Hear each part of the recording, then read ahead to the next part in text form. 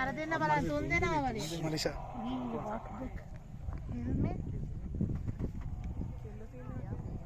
ඔය තුන් දෙනා පිරිමි නේද? ග්ලව්ස් ඉන්නේ නැත්තම්. අඩ මේ වරුව. තුන් දෙනා පිරිමි.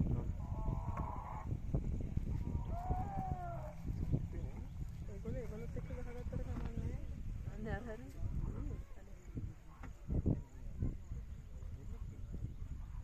එතනත් ගෑනුවෙක් කෙනෙක් ඉන්නවද?